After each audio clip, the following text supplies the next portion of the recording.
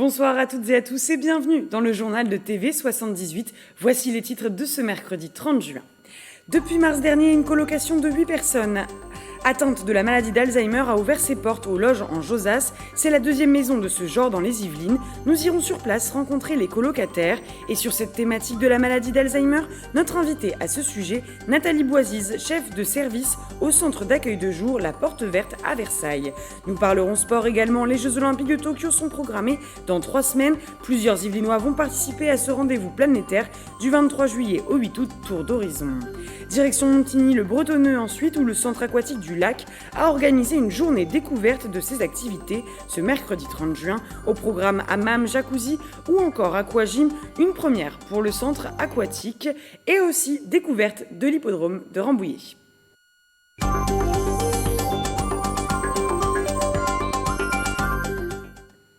Comme je vous le disais en titre, une colocation pour personnes atteintes de la maladie d'Alzheimer vient d'ouvrir ses portes aux loges en Josas, un concept original pour déstigmatiser la maladie. C'est la deuxième du genre dans les Yvelines. Reportage avec Juliette Prigent.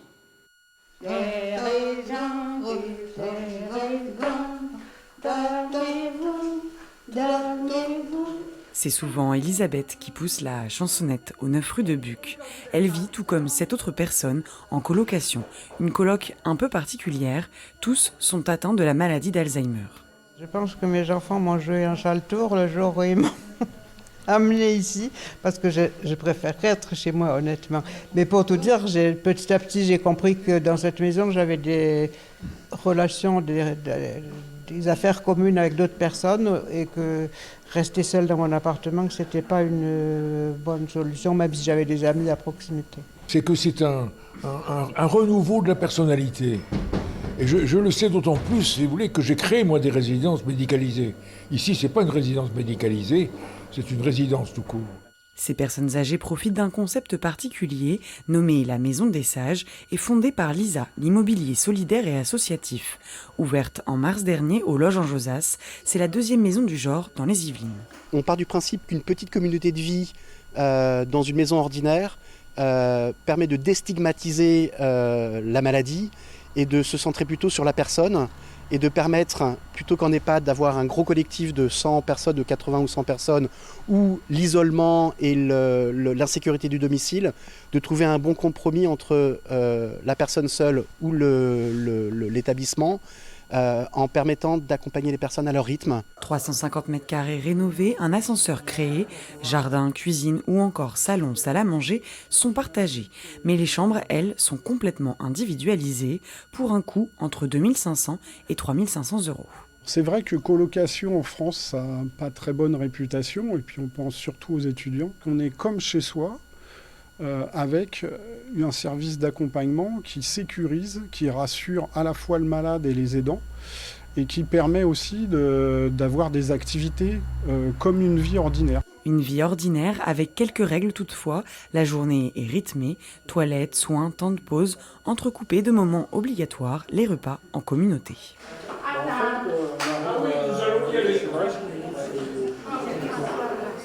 C'est pas parce qu'on est vieux qu'on doit attendre de mourir en fait.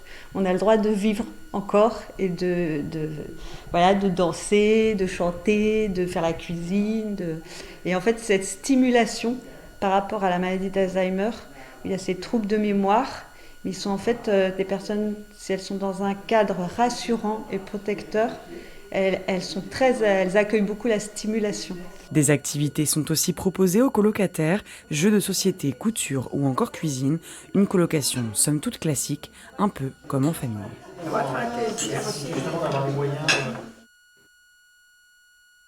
La maladie d'Alzheimer.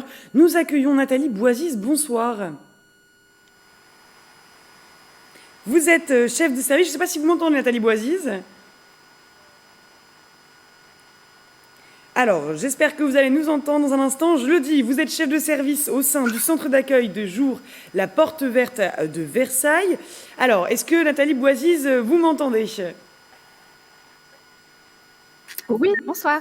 Bonsoir. Bonsoir. Je vous entends. Vous êtes avec nous, c'est Est-ce parfait. que vous m'entendez, Donc, vous m'entendez? oui, très Ouais. bien. Avant de parler de votre activité, justement, et de votre centre d'accueil, qu'est-ce que vous pensez de ce concept de colocation pour personnes atteintes de la maladie d'Alzheimer qu'on vient de voir dans le reportage?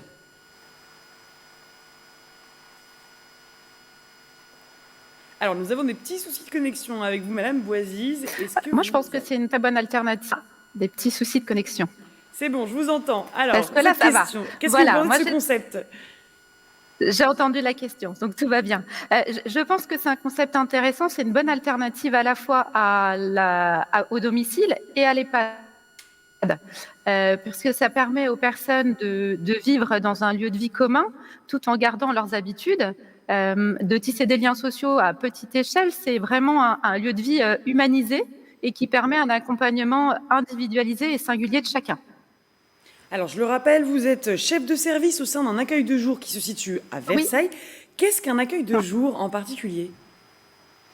Alors, un accueil de jour, c'est une structure qui accueille à la journée des personnes atteintes de maladies neuroévolutives qui vivent à leur domicile.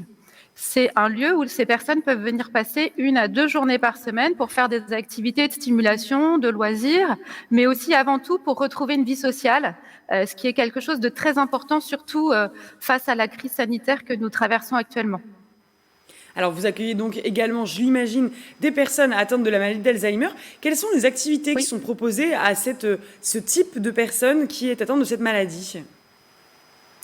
Alors, nous proposons à la fois des activités de la vie quotidienne, comme mettre la table, installer le matériel, ranger, mais aussi des activités, des jeux de fluence verbale pour travailler tout ce qui est autour du vocabulaire, et puis des activités manuelles, du jardinage, du chant, beaucoup d'activités en fonction des centres d'intérêt et des capacités des personnes.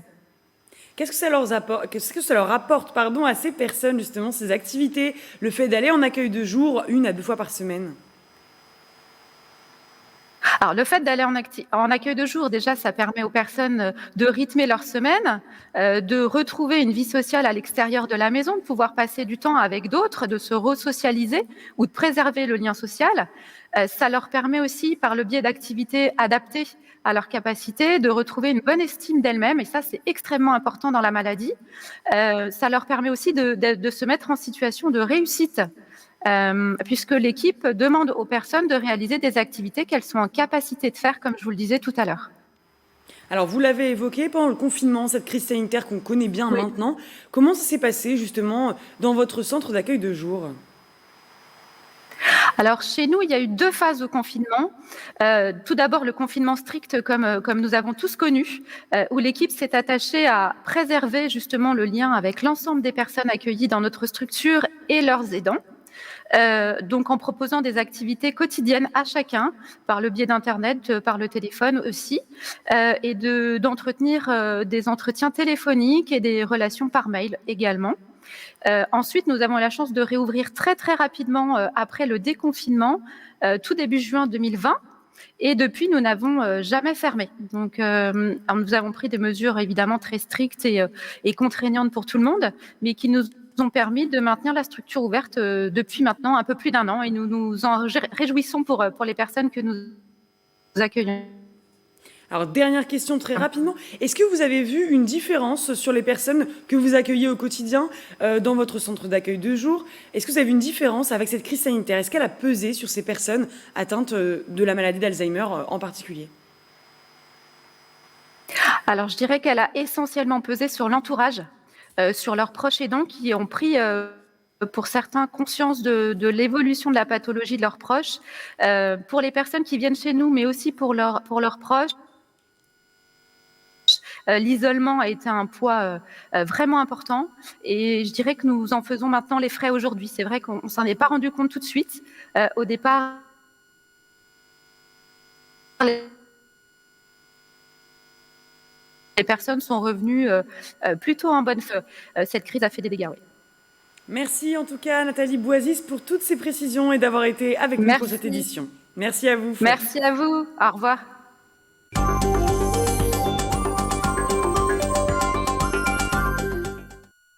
Dans Dans le reste de l'actualité, Sébastien Proyard, président de l'Association nationale Média Handicap, l'ANMH, a été fait le 24 juin dernier chevalier de l'Ordre national du mérite, une récompense pour ses 17 ans de bénévolat au service de ces champions de la vie, comme il les appelle. Son association organise des interviews de personnalités médiatiques pour des personnes handicapées et aussi des actions de sensibilisation. Objectif, faire évoluer l'image de la personne handicapée dans la société et dans les médias. Le tout nouveau chevalier de l'Ordre national du mérite a été félicité par de nombreuses personnes et personnalités regardées. Merci pour tout ce que tu fais pour nous, pour les résidents qui font partie de l'association Média Handicap. Salut mon Seb, je sais à quel point ce moment est vital, essentiel pour toi. C'est tellement, oui, nécessaire que tu sois reconnu et récompensé pour ton engagement. Toi et tes champions de la vie. Donc de tout cœur avec toi, tu le sais comme d'habitude, même si je ne peux pas être avec toi physiquement, j'y suis avec l'esprit et avec le cœur et de toutes mes forces. Tous mes vœux de bonheur et tout mon soutien à Média Handicap, champions pour la vie, ensemble sur la même ligne de départ. Voilà, je vous embrasse très très fort. Mes pensées avec vous aujourd'hui. Bisous, bye. Un petit mot pour dire un grand bravo à tous les intervieweurs en herbe de l'association Média Handicap. Et je parle de Seb, de Thibaut, de José, de Jean-Claude. Bravo à vous. Et j'encourage évidemment tout le monde à aller liker la page de Média Handicap qui montre bien que rien n'est impossible. Et direction Montigny-le-Bretonneux à présent, le centre aquatique du lac proposait ce mercredi 30 juin une journée découverte de ses différentes activités, cours collectifs de fitness, aquagym ou encore hammam et jacuzzi. Les personnes intéressées pouvaient s'inscrire à 3 créneaux gratuitement. C'est la première fois que le centre organisait cette journée. Le reportage d'Astrid Bergère. Retrouver ou découvrir le centre aquatique du lac à Montigny-le-Bretonneux. Ce mercredi 30 juin, la municipalité et celle de Voisins-le-Bretonneux ont organisé une journée spéciale. Les habitants étaient invités à tester 3 activités proposées par le centre et ce, gratuitement. Ça fait partie de ces équipements qui ont été fermés ces derniers mois ou réouverts de façon très épisodique. Donc on a voulu attirer à nouveau nos usagers, qu'ils viennent s'approprier à nouveau l'espace et voir un petit peu ce qu'on peut leur proposer, tant sur le niveau aquatique que sur le fitness ou encore sur la partie wellness. Le centre propose de nombreuses activités, même les habitués profitent de cette journée pour découvrir de nouveaux loisirs. Je trouve ça super, ça permet de découvrir l'établissement pour les personnes qui ne le connaissent pas et de tester des activités. Je viens à la piscine pratiquement tous les jours, j'ai un abonnement annuel, alors je fais surtout des agrès, des instruments et du vélo. Le centre dispose d'une salle de musculation et d'une autre dédiée au cardio. Et la crise sanitaire a eu un impact sur la pratique des usagers. Je pense que la crise a permis aux gens de se rendre compte qu'ils peuvent faire beaucoup de choses tout seuls à la maison. Donc le home training, il s'est beaucoup démocratisé. Après, à côté de ça, il y a aussi, ils se sont aussi rendus compte du besoin d'être accompagnés dans leur pratique et le besoin de se dépenser. Les abonnements pour le centre sont disponibles au mois, au trimestre ou à l'année. Les habitants de Montigny et Voisins-le-Bretonneux peuvent profiter d'un tarif préférentiel. Parlons sport à présent. Les Jeux Olympiques de Tokyo sont programmés d'ici 3 semaines. Plusieurs Yvelinois vont participer à ce rendez-vous planétaire du 23 juillet au 8 août. Tour d'horizon avec Michael Elmidoro. Cet été, les Yvelines seront bien représentés pendant ces Jeux Olympiques de Tokyo. Le contingent yvelinois devrait être composé d'une dizaine de sportifs. Parmi eux, 3 triathlètes du club de Poissy seront de la partie. Dorian Coninx, Cassandre Beaugrand et Léonie Perriot, cette dernière connaîtra ses premiers JO. C'est un honneur de représenter Poissy parce qu'en effet, je les côtoie depuis je pense 2010 par là. Donc c'est vraiment, c'était le but et on a réussi. En golf, Antoine Rosner du golf de la Boulie à Versailles représentera la France sur cette compétition après une année 2021 de haut niveau et une victoire au Qatar Masters. À 28 ans, le sportif espère remporter une médaille. En aviron, la rameuse Claire Beauvais de l'association sportive Mantaise fait partie des favoris dans son sport pour un podium cet été. Un podium olympique franchement, c'est un beau rêve. On a les armes pour se battre dans la catégorie et pour faire de belles choses. Donc c'est un beau rêve, mais il est un petit peu réaliste quand même. En cyclisme sur piste, ils seront plusieurs à partir au Japon. La Fédération française a décidé de miser sur la jeunesse avec 4 pépites. Mathilde Gros, 21 ans, Sébastien Vigier, 24 ans, Ryan Elal, 22 ans et Florian Grengbo, 20 ans, licencié au VCE Sky Team Wousser. Le réel objectif d'une carrière sportive de haut niveau qui est la médaille aux Jeux Olympiques. Donc très content, mais il y a encore beaucoup de travail et pour aller chercher la plus belle des médailles. En BMX, 5 sportifs qui s'entraînent sur le stadium à côté du Vélodrome National vont s'envoler pour les Jeux. On retrouve dans la sélection Manon Valentino, Axel Etienne, Sylvain André, le triple champion du monde Joris Daudet ou encore Romain Mahut. Je pense que pour chaque sportif de haut niveau, participer aux Jeux Olympiques, c'est le plus gros objectif d'une carrière. Donc super content, ça reste juste la première étape. Maintenant, on va y aller pour une médaille, ce qui est le rêve et pourquoi on travaille tous les jours. En judo, à 34 ans, Guillaume Chen participera à ses premiers Jeux Olympiques après avoir été remplaçant en 2016 à Rio. Le judoka espère faire briller son club de Sartrouville au niveau international dans la catégorie des moins de 73 kg. L'objectif, comme chacun des athlètes qui se présentent aux Jeux Olympiques, j'espère pour eux, c'est d'aller décrocher l'or. Maintenant, moi c'est mes premiers Jeux Olympiques, donc c'est déjà une petite victoire en soi. Maintenant, j'y vais pas pour figurer non plus. En boxe, Maïva Amadouche a réussi à se qualifier pour les Jeux Olympiques. La sportive du Boxing Club 50 ans en Yvelines sera dans la catégorie des moins de 60 kg. Une grande première pour cette boxeuse passée professionnelle en 2013. C'est un rêve, surtout qu'en étant boxeuse professionnelle, j'avais vraiment laissé les Jeux Olympiques de côté parce qu'il faut savoir que quand on est sportif, quand on est boxeur professionnel, on n'a pas le droit de se présenter aux Jeux Olympiques. Ça s'est ouvert pour les hommes pros à Rio, là c'est ouvert pour les femmes également là pour Tokyo. J'avais vraiment tiré un trait sur ces JO, sur les JO tout simplement. Donc en fait pour moi c'est une chance inestimable. Enfin, en handball, le Versaillais Valentin Porte devrait faire partie de l'équipe de France à Tokyo, champion du monde avec les experts en 2015 et 2017. L'arrière droit espère remporter cette fois-ci un titre olympique avec la sélection tricolore.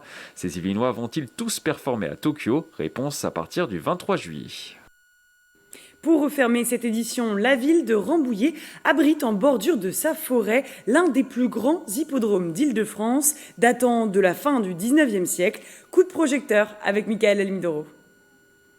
Au cœur de la forêt de Rambouillet, sur un site de 40 hectares, depuis plus d'un siècle, les passionnés de courses hippiques peuvent assister à des manifestations sur cet hippodrome historique. Le lieu a organisé ses premières courses en 1890 avec des tribunes en bois autour de la piste. C'était, si vous voulez, des courses familiales et amicales. Il n'y avait pas du tout d'enjeux comme on a aujourd'hui. Donc aujourd'hui, on a les jeux qui sont faits sur l'hippodrome. Mais à l'époque, c'était plutôt ce qu'on appelle des courses de gentlemen. C'était des amis qui se rencontraient et qui couraient. Après des décennies de courses, l'hippodrome est devenu un lieu réservé aux professionnels. Le site organise 9 réunions chaque année entre avril et octobre. Depuis 1991, l'hippodrome se consacre uniquement à la spécialité du trot. Il est passé en première catégorie en janvier 2019. Ça veut dire qu'on a des écuries, des grandes écuries qui vont à Vincennes et ailleurs, viennent courir ici. Et on a des gains plus importants des courses. Là maintenant, on a vraiment les drivers qui viennent, les drivers de Paris qui viennent courir à Rambouillet. L'hippodrome est aujourd'hui considéré comme l'un des plus beaux en France. Sa piste en herbe fait 1800 mètres avec une corde à gauche. Sa largeur est de 50 mètres. Ce dimanche 20 juin, l'enceinte sportive fait encore l'unanimité auprès des drivers. Il est top, il n'y a rien à dire, il est top. C'est une excellente piste, il n'y a pas de piège. C'est souvent le meilleur cheval qui gagne, donc voilà. Elle est super bien entretenue, c'est des grands virages, des grandes aires de départ. Non, c'est le top. On est aussi bien installé qu'à Vincennes. En dehors des courses, l'hippodrome de Rambouillet se veut également être un lieu de vie. À chaque réunion, des centaines de personnes peuvent participer à des animations autour de l'équitation organisées par les 3 bénévoles du site. Une grande salle de Paris de 300 mètres carrés est ouverte pendant la manifestation. Les visiteurs peuvent en parallèle approcher au plus près les professionnels et les 115 chevaux présents à chaque rendez-vous. Je pense que même les plus petits sont très contents de regarder les chevaux. En plus, ici, sur l'hippodrome de Rambouillet, chaque personne peut aller se balader dans les stalles, aller rencontrer les chevaux, aller les voir prendre leur douche, aller parler aux propriétaires et poser toutes les questions qu'ils veulent. Le seul endroit où on ne peut pas marcher, c'est sur la piste. En selle pour le spectacle, les prochaines courses à Rambouillet sont programmées en septembre sur l'hippodrome. C'est déjà la fin de ce journal. Merci de l'avoir suivi. Je vous souhaite une très belle soirée.